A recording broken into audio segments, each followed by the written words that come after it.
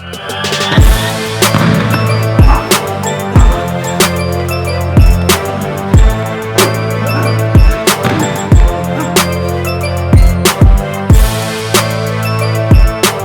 team, in this next self-defense scenario, we're talking all about ground defense and specifically how to fall and how to get up safely.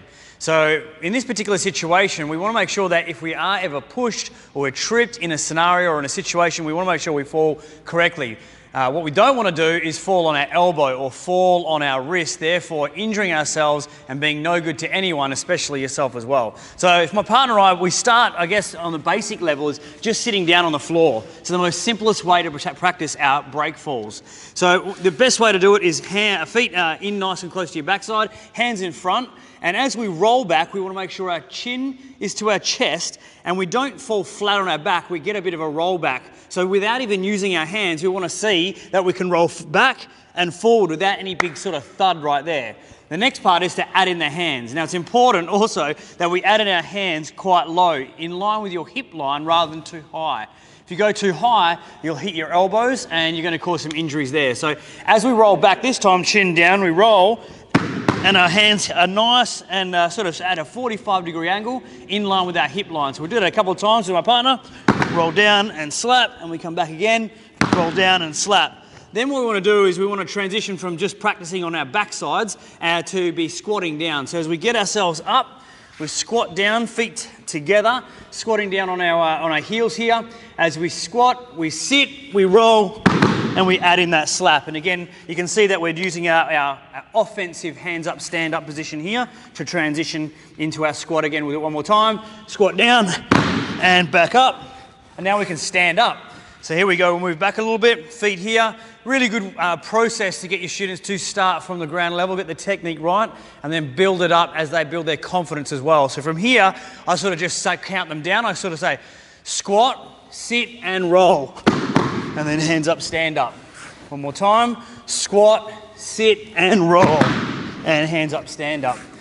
From here, we can start practicing also our side break falls, just in case we've been taken down in a takedown ourselves or we've tripped over. So if I get my partner, just do the same thing, but with one arm out. Bang, he comes right down. And then we go the other side. Excellent. And again, if you even just sat down there, and we did just rocking back and forth using one arm, and then two hands, and then the other hand, and then back up again. You can see that way we're going to cover our two-handed break fall if we don't fall flat on our backs, or if we are in a takedown, we can use that single hand. Again, building up from the squat position, if we were going to do this, we could quite simply just roll to our side, keeping our hand in, and just do that break fall down there. More advanced level would be to actually remove the leg. So the leg goes out at 45, which allows me to fall a little bit more sort of, I guess, with momentum and a little bit more like I would in reality as well. So that there makes sure that you do fall correctly. I mean, we don't want to fall ever, but if we do, we don't want to hit on our elbows, we don't want to hit on our arms and break our wrists, and we do not want to fall and crack our heads on the floor and get ourselves a pretty nasty injury from those type of falls as well. So in this next level, we're talking about how to stand up correctly. Now, there are two ways that we talk about getting up. One is more of our offensive stand-up, which is our hands up, stand up, and one is more of our technical stand-up, which is more of a defensive one when we're moving back. We're going to be focusing on the technical stand-up, which is moving back. We're also just going to give you a couple of pointers, because it is done within our techniques here in this scenario of our hands up, stand up, moving forward as well. So let's just cover that off real quickly now. So we'll come down onto our backsides here. Now, the trick here is to put your most dominant foot underneath your front foot. So for me, my right leg goes underneath my left leg here. And we can just practice with our hands up. It's called hands up, stand up. Some people, depending on age, size, flexibility, will find this difficult, but most of the students should be able to work this out. And if you are finding it difficult, you can just place your hand down for a little bit of support. But we want both hands up, and as we sit, we kneel and then stand up. And we're in that defensive stance, hands open, and we're in a nice, good platform as well. So if we do a break fall like we did before, come down here. If I'm laying down, we tuck the leg underneath, hands cover our face, we sit up, kneel up, and stand up. And then we can move back if need be or even forward. So that's our hands up, stand up. We're going to focus more on the technical stand up, which is part of this scenario. So as we come back down, we broke fall down here. What I want to do for this situation is I've got two ways that I can sort of sit myself up. One on my elbow, which keeps me quite low and well supported. And the second way is to come up posting on your arm as well. Be careful, a lot of students tend to put this foot behind here. That's not a good move because we're actually going to use this later on as one of our techniques and one of our combatives as well. So from this position here, again, we do have our strikes, which we will cover real soon, and we're going to just show you how to get up from here. We want to swing our leg all the way around to a kneeling position and then stand up nice and tall in our defensive position here. So we go back down, break fall, and we sit up, come posting straight up. If we do get pushed back, we can move back real easily. I can fall back to my elbow if need be. But before you do, you want to get all the way up so that you can get up. Make this as your post. Leg switches all the way through to the kneeling position. Keep your other hand up so you don't get any strikes towards the head. And we stand up in our technical defensive stand-up position. In this next level, we're going to talk about how to actually do our combatives. How do we strike our opponent while we're on the ground? So if my partner does his break fall, he gets down and he starts off on his elbow. So this is a really good base to start in, especially if you're going to fire off this front leg as your distraction strike from here. So yeah, when you've got my partner does his kick here, we've got his foot bladed, because if it was straight and my leg was here, he could just slip straight off. So we want to create more surface area, and we're really going for under the knee or on the knee for this particular one. Or my partner wants to go a little bit higher, he just faces straight up, especially if my face was down and about to come over. As we go for a little bit more of a power strike from here, we've got my partner standing up on his posting up on his arm here. He lifts his backside up and really throws that back power leg towards the knee as well from there. So we just do one more time. Excellent. So then if we lay back down, we come up on our elbow, we do that jabbing one first, we come up on our arm, we post up, we do the strong one, and then he goes all the way up into his technical stand-up. So if we do that again with my partner, as he lays back down, works really well in this particular drill, especially if my partner's facing me here. I come in as a target acquisition, just giving him something to target. We're not doing it strong from here, bang, or the other leg, he posts up, nice and strong, bang, and then he gets himself back up, and then he's ready to go. So we can make sure that we do this with our partner in various ways and different angles. Again, one last one here. If we come back down, come a little bit closer. If I was to go all the way around or go this way, we don't want our partner to just turn like a merry-go-round. What we want to do is actually roll on his backside so he faces me a different way. There we go. And he changes legs, as you can see there. If I go over here, as he moves around, he's just rolling from one side to the other side to be able to combat a different angle that he's in. So as I come around here, and his final one, let's do a jab. Yep, from there, bang, and then standing up whenever you're ready, and he's up in his stance. So that's really how we want to protect ourselves while we're on the ground, but also use our legs, which is the longest tool we have, and the most strongest to keep our opponent away.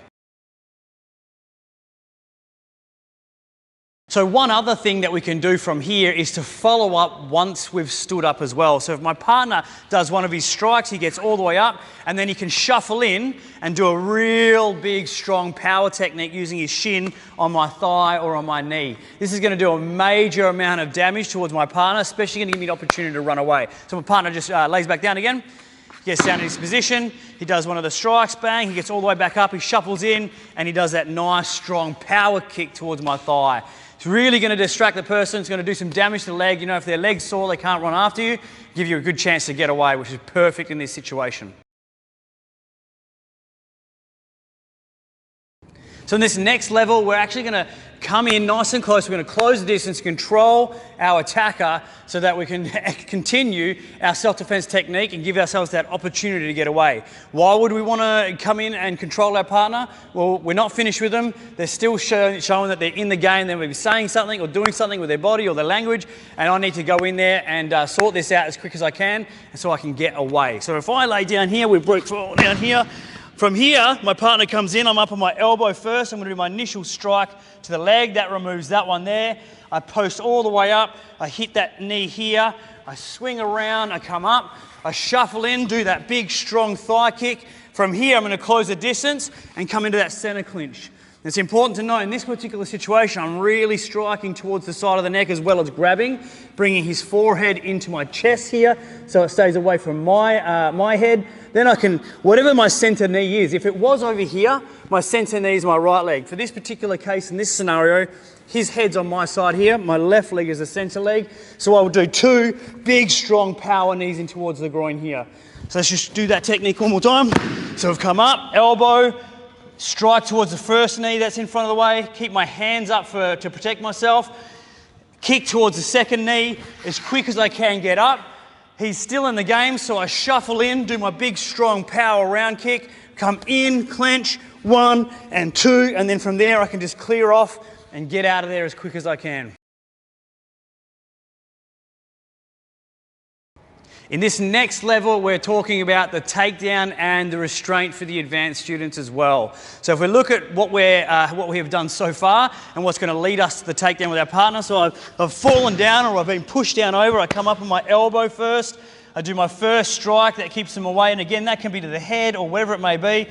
I come up and post, get up off my backside, strike towards the knee there, shuffle in, back up, hands up. I shuffle in to close the distance. Big power knee, center clinch, double knee here, and the takedown, because he's already buckled over because I've done these knees so effectively, I'm just going to do my pull down takedown all the way to the ground.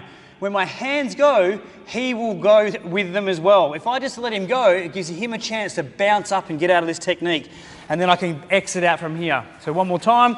In this case, let's get my partner to push me on the shoulders well while falling down. Okay, I come up, first strike, second strike, circle in, big round kick, center clinch, double knee, pull down, takedown, and exit out of this situation. The other technique that we do from here is our restraint. So for this particular situation, we don't want to take the person to the ground. We're not at that level yet, and we just want to get this person to stop what he's doing and keep him under some level of control. So as I finished before my technique, I've done my 2 knees, 1, 2. And in this case, because he is sort of on my left side, I'm going to feed him under my left arm into the guillotine choke. It's important that we get this thumb facing up. If I just remove myself out of the way, I'm under his throat, thumbs up. It's not this way, it's thumb up. His neck is high in my armpit here, and my other hand is grabbing onto my wrist nice and tight. Now, with the technique, I'm lifting the arm up as well as dropping my weight as well. So I'm dropping my armpit down, lifting the arm up, which really affects the guillotine choke the best and gives them the best effect from here. So from here, up and pulling down here. So let's just look at that technique all the way through. Break fall, up on the elbow, strike, up, hit, circle around, close the distance, big power kick, clench in right here, 1, 2. I've either got my pull down, takedown, or in this case, we're going straight into the guillotine, thumb up, hand on wrist, affect the guillotine choke, and then get myself out of here. And that completes our self-defense scenario on how to fall safely, how to do some combative strikes, and deal with this situation and get out safely.